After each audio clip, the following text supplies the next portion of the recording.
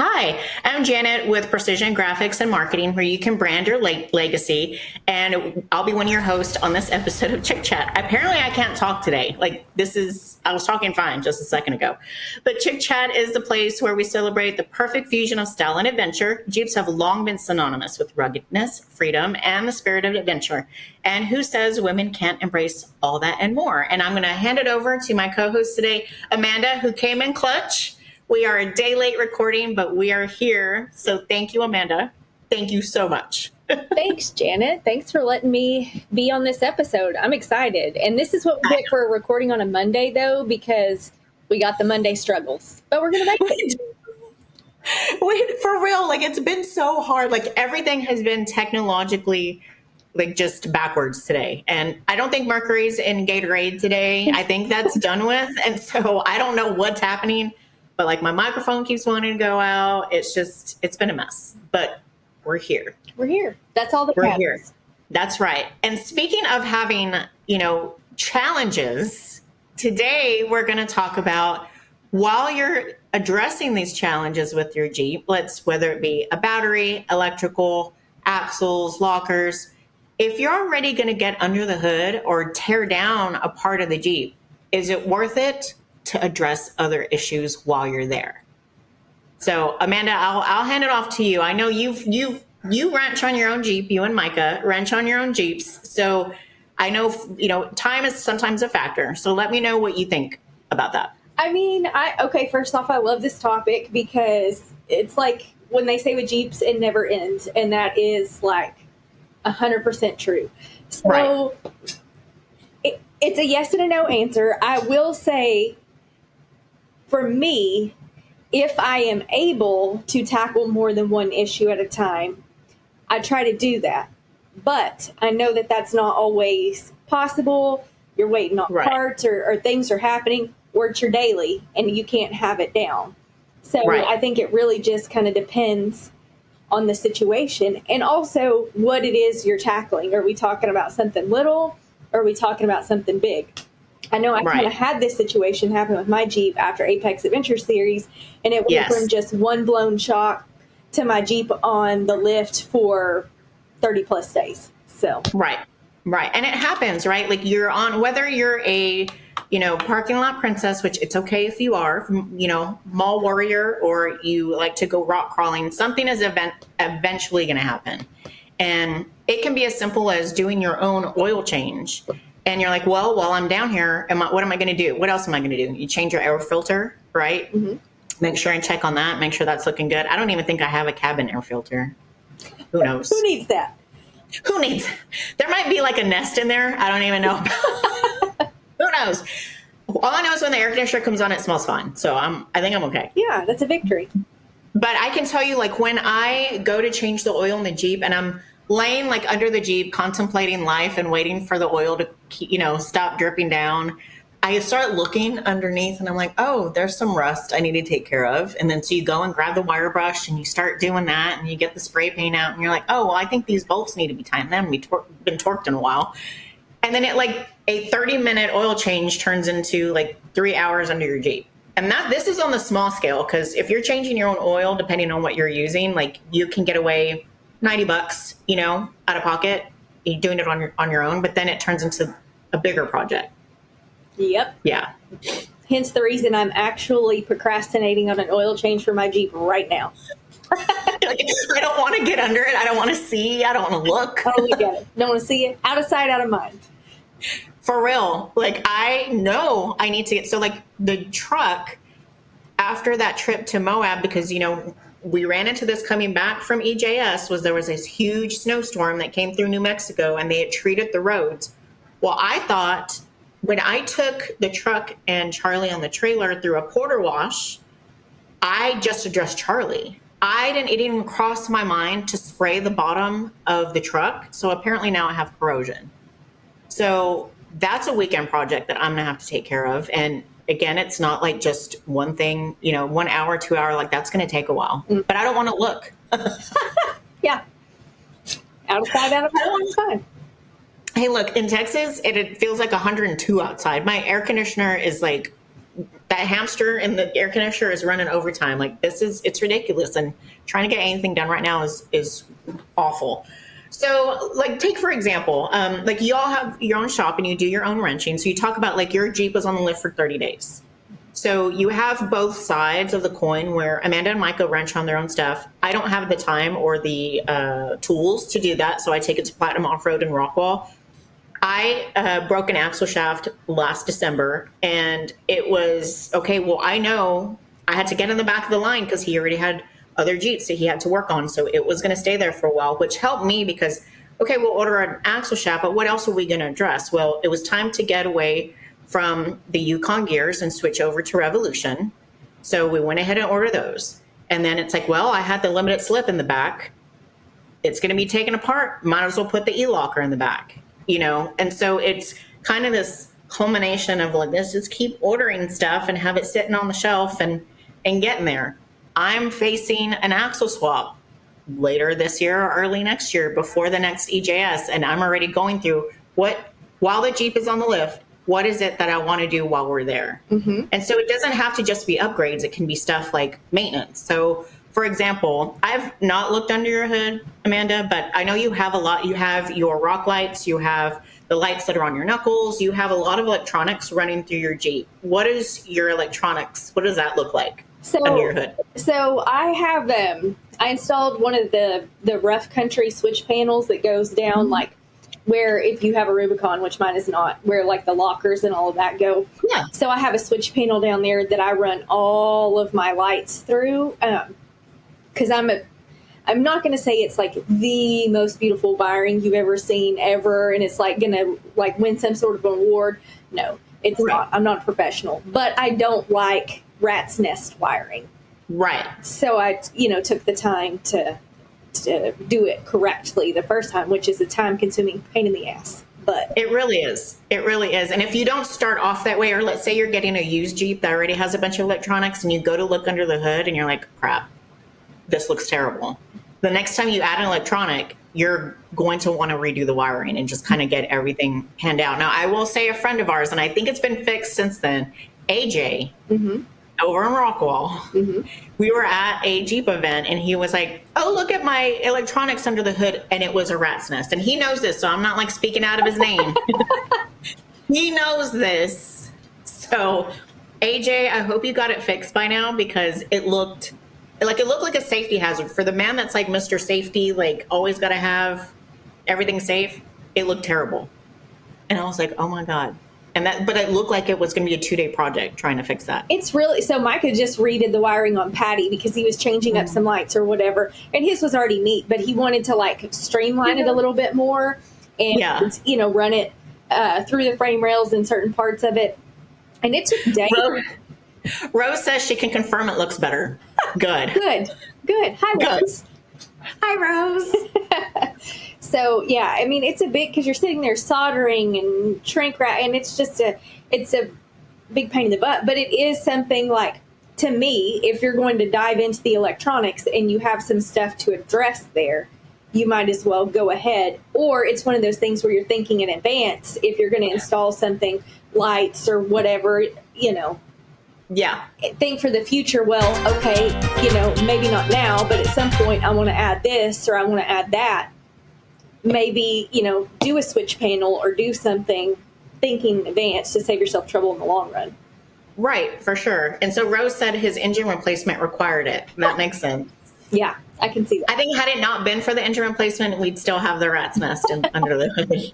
And again, he knows, I've said this to his face, so it's not like I'm talking behind his back. He knows that he showed me like how messy it was. And I was like, ooh, you gotta get that. He has 7,500 lights on it. He does. His Jeep is like a UFO. And if you've ever been in front of him on a trail, it looks like the sun is behind you. You can't see anything. Like the glare from the rearview mirror. I'm like, bro, can you just for a second turn it off so I can see? Yeah. It's crazy. So yeah, electronics definitely. But I'm glad you brought that up when you're thinking about future stuff, like future wiring, future switch kits.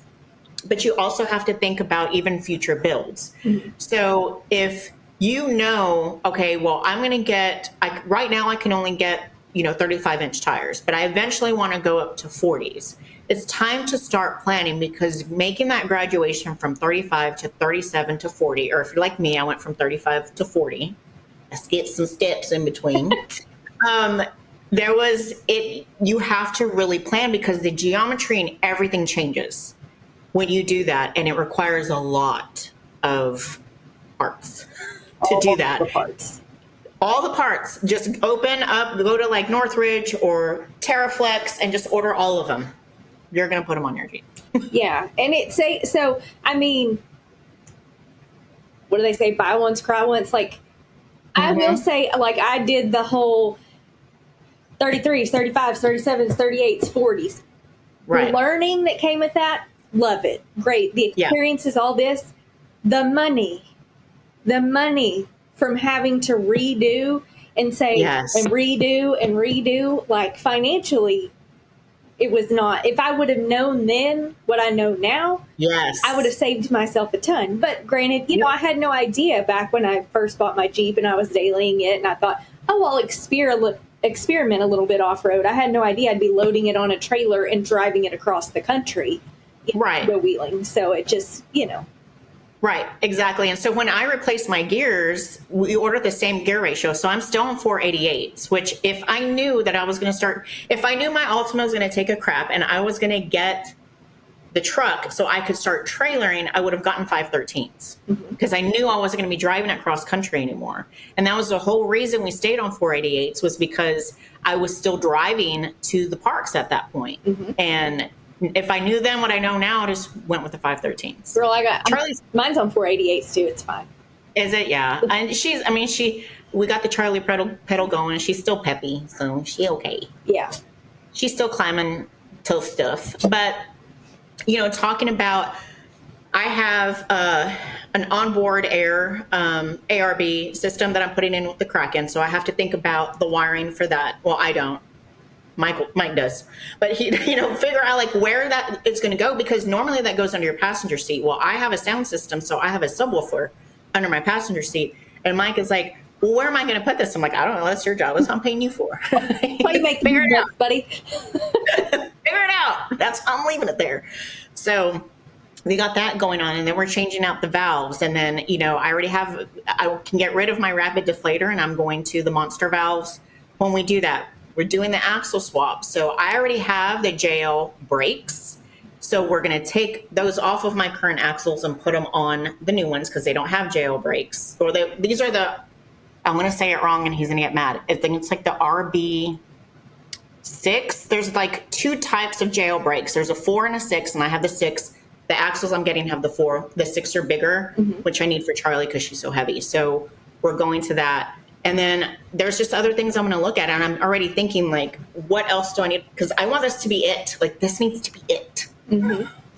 Okay, Janet, I'm sorry. It ain't it, babe.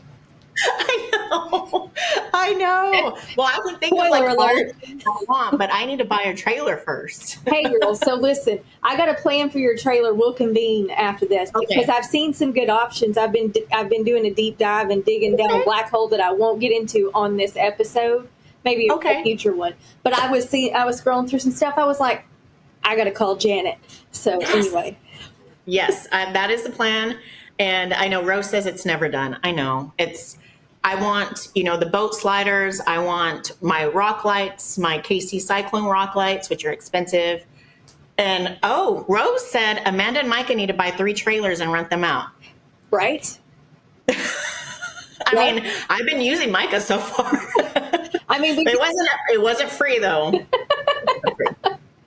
Yeah. So, I mean, we've thought about like doing stuff like that, honestly, because we just, you know, and we rent campers, so we might as well. We can just have like a whole like rental lot situation for all of the. And you do it like within your friend group. You know who's using it. You know that they're going to take care of it. You know, if you trust them, and then just keep it that way, and then you can start expanding like word of mouth, and you make money that way. Yeah. Shoot, when I finally get mine, I'll rent it out. Right. Sure, go. You know, for the 2 trips I'm going to take a year, go use it in between. Bring it back. Make some money. Make that payment. Exactly. So when I get the axle swap, I'll probably have him weld on, what is it? I lost the words, to put the axle straps Yes, girl. We have them welded onto our axles, the little, not Yeah. D-rings, little, I know. I can't think of the word. So we just, it's literally so fast. You just reach up there and click, it's in. Yes, that's what I need. And I'm so tired. Right now, I'm just doing the axle one and like trying to flip it over and I'm crawling under. Like, no. Too much No, work. we're going to do all the convenient things this go round. Yeah. And yeah, Rose said we needed one for Branson. We got stranded. I remember seeing that. Yeah. Trailer would have come in handy. After my experience from Hot Springs and having to take, 10 hours to get back. Yeah. That is what convinced me. So, and that was what I thought I was going to want to talk about today was trailering and picking the right kind of trailer, but I'm still doing my research. So I was like, we're going to wait. So we'll talk about that again. Yes. In another episode. But so we've talked about like the cheap ways or inexpensive ways, and you're doing your oil change and you're doing air filters, things like that. And then to the extreme of, okay, we're going to go and do axle swaps or upgrades, or you're doing coilovers. But again, like you have to think, like Amanda said, what are your plans? So if you're a pavement princess right now, but you have it in your mind that you want to do rock crawling later, even if it's mild trails, you have to think about what you're going to do leading up to that point, because there are things that are different that you need. Yes, you can take stock Jeeps wheeling. Yes, we get it. We've heard it over and over again. But to get your proper enjoyment out of what you want to do, you have to start thinking about the upgrades that you want to do now, because stock Jeeps will take a lot of damage if you're not prepared. Yeah, absolutely. Yeah. And I think, when I talked about my Jeep being on the lift for 30 days or whatever. So if you break on a trail like I did, which led to that, right? Mm-hmm. I blew out a shock. Could I have just replaced that one shock? Yes. Or even put a pair on the front. Well, so right. I guess this would happen. I blew out a shock. We were leading the Apex Adventure series. I blew it the beginning of the first obstacle, the first trail. So I'm wheeling this dude right. the rest of the day. Well, by the end of it, guess what? Second shock, The second shock was like, I'm done. It was like, I'm done. I am over you. So I could have just replaced shocks, right? But then I knew if I'm going to spend the money for this, my plan was eventually, I'm long arm in the front, I'm still short arm in the rear. But I do, I wanted to run, we have relocation brackets. We cut off the original shock mounts in the rear. We've mounted new ones up. So I wanted to run 14-inch shocks in the rear, because I know I will be going to long arm in the rear, right? Right. So why would I spend the money on a set of shocks to then again, when I put the long arms on, buy another set of shocks? No. Right. So I went ahead and made the decision to buy those shocks and put some limiting straps on it, which cost like $30 on Amazon or whatever. Right. And I had to upgrade my coils, but that was kind of in the works too. But thinking ahead, because I've built it and then rebuilt it too many times. Mm-hmm. Too many times. Yeah. But sometimes when you break something, maybe think, okay, well, I know this is going to be the progression of it. So how can I fix this, but in a way that it's going to be conducive to what's coming in the future? Right. Right. And, it really is thinking ahead. And back when TerraFlex was coming out they were about to debut their JK coilovers, right? And I had it in my mind that I wanted to be one of the first 2 Jeeps to get the JK coilovers. And then that didn't happen. So it turned out that you could only use them with TerraFlex axles. And so it was like, well, forget it, because I'm not getting TerraFlex axles. Words are hard. Pardon my misstep right there. But now it's to the point where I've gone without them, and I've seen other people with these coilovers, and I'm like, do I really want these? I don't feel like I need them right now. I don't feel like I'm limited in my travel. The only time that I feel like I really need a softer ride is out at Moab, where you're like, going down those bumpy roads. But other than that, I really don't think I don't want to deal with the maintenance. I don't want to deal with all the adjustments that you have to make with that. And so I think when we do the axle swap, I may look at rear long arms and just foregoing the whole coilover situation. Yeah, girl, I was to say, so I originally thought I wanted to go to the coilovers too, because Skyjacker's coming out with their coilovers for the JL, which is awesome. And so I was kind of in the same boat. And I was like, what do I want to do? And Micah's kind of thrown around the same thing, because he's a 3-link in the rear and he has this crazy flex. But I don't know if you follow like Flex Rocks and Rollovers, Will Carnage Motorsports. Yeah. He does this amazing YouTube video where he talks about coilovers or not. And then Dan, Warpaint Off-Road, he has a good video too, coilovers or not, and kind of comparing the two. And after I watched both of those videos, I'm like, and I think about Micah's build, which is kind of the progression where mine's going. The articulation, the travel, and the things he gets is like so close, like right. But without the expense or the headache or any of that. So I'm like, no. And plus, just to say, well, look at, I'm not on coilovers, but look at that. So, Right. I can still do this, And I think Micah's responsible for Mark's next, Zabo's next investment, because he was so blown away with the amount of travel Micah has. And he's like, well, look at this, I can do. Mind you, Zabo's only had his coilovers for a year. Maybe, from Terraflex, and he's already like, no, he tried to sell them to me, and I was like, no, actually, because I'm going to JL axles, so it would have fit. We just would have had to cut out part of the frame and hook them up, and I was like, no, I don't want them. So part of our philosophy is we want to build it with the most performance, but do it on a budget. Right. And so, you can see the amazing performance he gets out of Patty. And Walker, is once it gets that 3-link in the rear, baby, it's going to be right there. But anyway. Oh, yeah.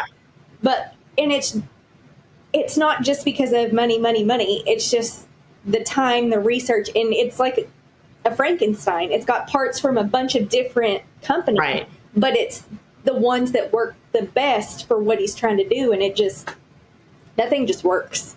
It just works. I would like y'all's builds are so impressive. And I have to step back sometimes because I think of like Charlie's big, right? And I still think of her like in her 35s and like, oh, she's just this tiny thing. And then I look and I'm like, no, Charlie's as big as you guys. Yeah. And we're doing the same obstacles. Yeah. We're doing the same stuff. But I feel like, I think just because I haven't been wheeling as long, so it's like, well, I see that and I'm like, man, and this looks really good. And then I see videos of Charlie, and I'm like, oh, she looks good too. So now looking forward to what am I comfortable with? I think the biggest thing for me to get me comfortable with wheeling was the changeover of the brakes and doing the conversion from the JK to the JL. That was, if I was on a climb and I had those JK brakes, like they're like this big. The rotors are like that big. And I had to put it in reverse and then like back up 2 inches. And I'm like, well, I'm backing up about 12. Yeah, really stand back because I'm coming. So stand back. Is there a tree back there? Is there a cliff? Because I'm going 12 inches. Now, now it's not even a thought in my head. Before it was like this pushing the pedal all the way to the floor, putting it in reverse and praying for the best. Now I can put it in reverse, let up off the pedal and just regular pressure and she stops, which has been such a godsend, especially you're going to Moab and those big old cliffs and you're doing cliffhanger and you're doing these big ledges. It is huge. And I recommend this to anybody that goes up in tire size, that has a heavy rig and you have a JK. I definitely recommend moving from JK to JO brakes. That is going to be, you'll love it. You will never go back ever. And you'll recommend it to all your friends. Yeah. Yeah, you don't really realize how good you don't have it until you upgrade the brakes. Because I did an upgrade on mine in between Sand Hollow and Moab. And, there was different places before where I was like used to standing on them. Now, granted, mine was still the factory, everything that it rolled off the showroom floor with. Pads, everything. So I had not done any brake work to the Jeep. And now instead of like, trying to push my foot through the floorboard. Through the firewall. It stops. It does. Yeah. It does. And even like with street driving, because I'll take Charlie around town, like to run some errands or take my daughter to school. But somebody cuts me off, our Jeeps are heavy, right? So it takes forever to stop. But if I hit those brakes, she reacts. And so I love that. So I feel safer on the road. I feel safer on the trails. Highly, highly recommend it. So when we started talking about axle swap, I was like, those brakes are coming with me. Like, I don't care what happens. Those brakes are coming with me. So so when you upgrade everything, you upgrade your brake lines to steel, right? So we got to do that. We had to do some finagling with, once we did that, it went up to 40s, and then the speed wheel sensor and the brake lines, trying to get them to fit in where the tire wasn't rubbing. You got to figure when you flex, you got whoever's building your Jeep, if you're doing it, how much you're going to flex and is it going to rub? And do you need to cut out part of the body in order to do that? There's so much to think about, but you have to think forward in, for example, flares. Your stock flares are not going to work. They're just not going to work. If you start going up and lift and tire size, your stock flares are not going to work. You need to rip those off or cut them and figure something out, because they're not going to work. They're going to hit you. They will rip off. You can rip them off. They'll rip off for you. They will rip off. Yeah, I had a friend send a message a while back, in a group chat about Jeeps, and they're like, "Oh, I'm thinking of going to 40s. What all do I need to trim?" And I just responded with the chainsaw emoji. I was like, I can't just tell, well, you just trim this. Everything. It's everything. It's everything. It changes your entire Jeep. Yeah. I mean, you have to be prepared to cut some things off of a very expensive vehicle. Yes. To do that. So. Absolutely. Yep. So it's thinking forward to all of this. And yes, I probably should have just gone from 35s to 37s and stayed there for a little bit, but I already knew where I was going. And that's where that decision came into mind. Luckily, Zabo was getting rid of his 40s, and he was like, I'll sell them to you at a deal. And I was on 35s at the time. I remember we were at Hot Springs with the Jeep Talk Show crew, and he was like, we're at Hidden Falls. Hot Springs was this year. Hidden Falls was last year. And he was like, no, you need to be on 40s. And that's when we were, sitting around the campfire with the JTS people, and Mike was like, oh my God. But you saved so much money. Yes. It made financial sense to already progress. I knew my goal was to get to Moab and do harder trails and not just stay on these, little teeny tiny trails, which you train on is fine. If you want to stay there, cool. I knew that's not where I wanted to go. And if I was going to make that progression, it made financial sense just to jump and get there versus spending all this money to go to 37s. And then, now we're going to invest even more money. Less than a year later, we're just going to do it now. And I'll eventually grow into the Jeep, which I have. And now we're just going to add some things that I've noticed while I'm wheeling. Oh, I think I need this. I think I need that. I think it would be better if I could do this. And so now we're just fine tuning Charlie's build to get it to where I want it and where I feel comfortable. Mm-hmm. And so the JL axles are going to give me more of a width, and it's going to make me feel, because I feel like Charlie's so tall. I think, is it 6-inch lift? I think she's on a 6-inch lift with 40s. And so she just feels very tippy. I don't think she is, but it feels that way to me. So if I get this wider stance, I'm going to feel better. Well, you see how wide our Jeeps are. I know. They're fat. And yes. I mean, pulling into my garage a few minutes ago, I was very irritated by the width of the Jeep. But on the trail, it's great. On the trail, it's wonderful. Trying to get around town is terrible. It's like when I'm driving my truck. It's great. I got the long bed. I can fit all kinds of stuff in there. But when you're trying to park the damn thing at the grocery store, I'm taking up 2 parking spaces. And you got these old ladies looking at me like, oh, you can't. I park at the end of the aisle. Like, leave me alone. Yeah, you're talking to another long bed girly, Yes. So, yeah. Yes, I'm like, I don't fit. Or if there's no choice, like if you're going to, where did I take my daughter the other day? I forget where we went, but you had to park in this designated parking area, and I had to back in, and like the whole front, like from the middle of the passenger door front is sticking out, and somebody can hit it. But I'm like, I have no choice. It's either this or the Jeep, and I'm not taking the Jeep on the highway. So it's just things you have to deal with. And, that wider stance, it's going to make me feel better on the trail. And that's all I want. I just want to feel safe. I don't want to tip over. Yeah. Because feeling tippy in unnecessary situation sucks.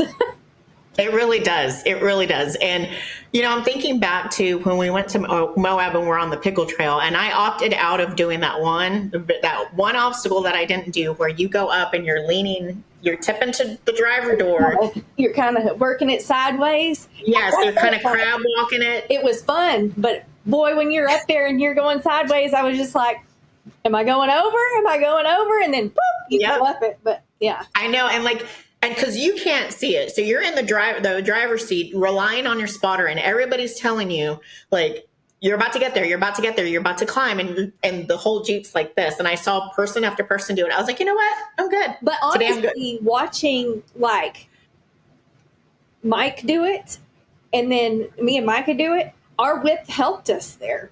Yes, it really did. Because he was like, I felt bad, but I'm sure he felt horrible. So. Well, and Mike had I think he has PTSD from when he almost tipped one time on a trail. So he was being very cautious with it.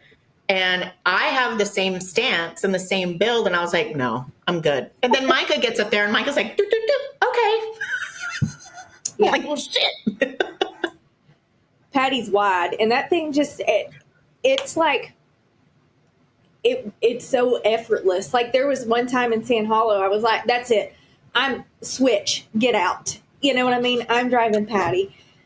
And I was just walking up stuff and I was like, well, no wonder you'll try anything. This is so easy. Oh yeah. And Walter, you got to work for it. Like he'll do the same obstacles, but he'll make you second guess life choices in the middle of it.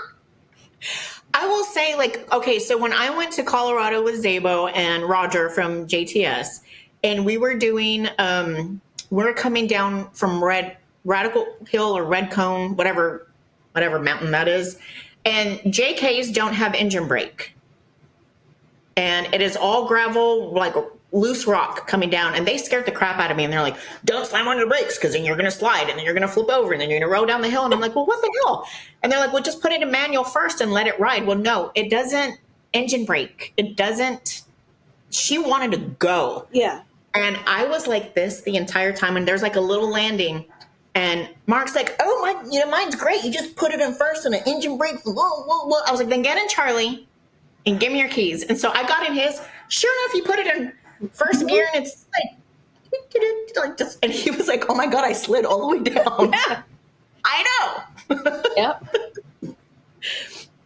Yeah. So having some advantages of upgrading and, it's a lot, but you have to think about what you want to do, the goals that you have for your Jeep and your journey. I knew that I was going to go rock crawling. And so here we are, however many parts later. I can't tell you how many parts we've revolved through, right? And I'm sure it's the same with you, Amanda. Like just, upgrade. Yeah. I'm on like 3.5 or 4 point. I don't, but it works. And it's my creation. It's my vision that's come to life, and I'm very proud of it. So. And what I like about that is that no two Jeeps that you're going to see out on the trail are exactly the same. They're going to have different parts. They're going to have different builds, and it's all done to personalize it to the driver. Mm-hmm. So you have some people that prefer ARB lockers. They prefer air lockers. And so that's what they want, and so that's what they're going to get. I prefer an e-locker. I just want to hit a button and go and not worry about air compressors and extra parts that are going to break down, but that's my preference. And I have a lot of things on Charlie that I want. Mm-hmm. That have made my life easier. I got RCVs because of Amanda, because I saw her break her U-joint, and I was like, I'm not doing that, so I'm just going to go get them. Yeah, on the trail and like record heat, like sweating it out. Yeah, and you learn from things like that, but it is part of you. You're, for how you want to wheel, how you want it to look even. So it's your vision, your creation. It's like adult, art, Lego, it really whatever you want to call it, Right. And the nice thing about it too, and Precision Graphics and Marketing can do this for you too, is customizing your Jeep on the outside with decals. And so if anybody, you can go to my Instagram at charlie.jku and you can see the decals I've put on the side of my Jeep. I'm not a very girly girl when it comes to certain stuff, so I don't like flowery stuff. So I didn't want, my Jeep looks very butch. It's gray. It's got all black accessories. And I'm like, there's a girl in here like, hi, I can barely see over the steering wheel. So I wanted to talk about like, or you can see what I can do as a company and also make it a little bit more girly. And so I have what looks like, it's like a scroll and then it's like leaves that are blowing all the way to the back. I didn't want flowers, so I designed it that way and then just made it look pretty. And I used the colors that I love. So it's like a rose gold and a brown. You have a brown flake in my gray paint. And so it looks really good with that. There are other people that are customizing their Jeeps their same way that they want to do it.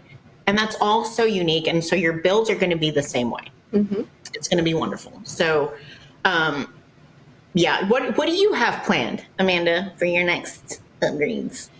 Oh gosh. Well, Trail Hero's coming fast, and I don't know that I'll really do much beforehand. But I want to do long arm in the rear. So we all know that I'm part of the Crash Fab family. I love me some Crash Fab products, and so I want to get Justin to build me a long arm for the rear. But I'm on the fence. Do I 3-link or 4-link? So I'm still like, I don't really know. So, right. But that's probably my next like major upgrade. I mean, I need what's on the plans now? Changing the damn oil. You're like, that's step one. Priority one is changing the oil. Yeah. Is it like whenever you turn it on, you're like listening, you're like, oh, I think I get another like 100 miles out of it? And now it's like, before it was like, oil change required soon. Now it's like, change my oil, dumbass. Like, change it now before I lock up on you. Yeah. I mean, I'm really meticulous about maintenance. I'm just saying, like, I treat Walker real good. So, yes. But, I need to change the oil. So that's my number one. It's just so hot outside. It's just so hot. Stupid. Outside. It's so stupid. And we were working on my day was ridiculous all weekend. Yeah. No. I got on the Jeep today and I burned myself on the seatbelt. Okay. Then I tried to put my phone in my bullet point mount, and the bullet point mount wasn't even in the sun, but it was burning hot. Mm-hmm. And I was like, I can't touch anything in here. Like, I can't drive for 5 minutes because the AC had to cool everything down. It's ridiculous. Yeah.